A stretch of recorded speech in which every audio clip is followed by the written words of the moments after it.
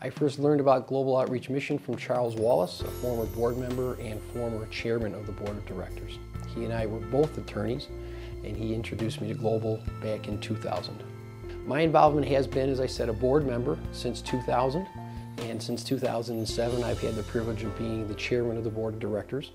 That requires me and allows me to head up the annual and semi-annual board meetings of the board of directors, but it also gives me opportunity to meet with the president and the staff here at the home office during the course of the year. I would say the vision and the mission is to share the gospel with as many people as we can in as many different ways as we can. Our goal is to allow an individual who feels a call from God to minister, to allow them to minister in the way that God has called them and make it possible for them to do that.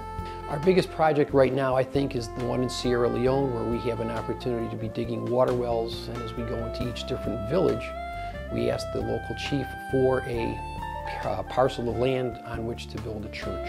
We're also building churches at home. We have a church plant here in Niagara Falls, just a few miles away from here, where a husband and wife team are working on building a church in the inner city part with a very good result thus far.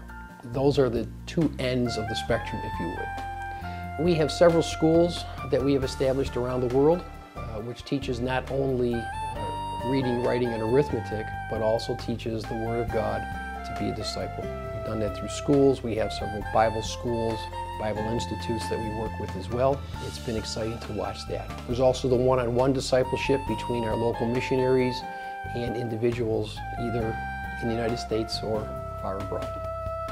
First and foremost, we would always ask them to pray for Global Outreach Mission. There is no ministry that's going to go anywhere without that, and really request and require your prayers. There's always finances. There are opportunities to give through our website, through mailings that we send out. We can always do that. But there's also opportunity if God is calling to contact us either on a full-time basis or on a short-term mission basis that will give you an opportunity to see just what God is doing in your life.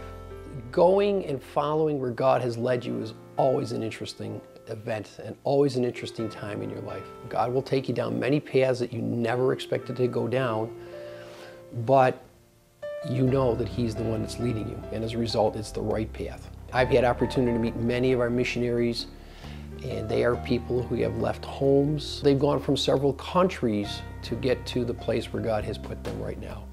It's an exciting thing to go and to follow God where He leads you. Why do I do what I do? Right now, I believe this is one of the ministries that God has called me to do. He's asked me to serve as the chairman of the board of directors, to serve on the board of directors. It's an honor and it's a privilege to do so. I do so because He's called me to do it, but because I have gone down this road that He has led me, He has blessed me in many ways. Our board of directors that we have are godly men.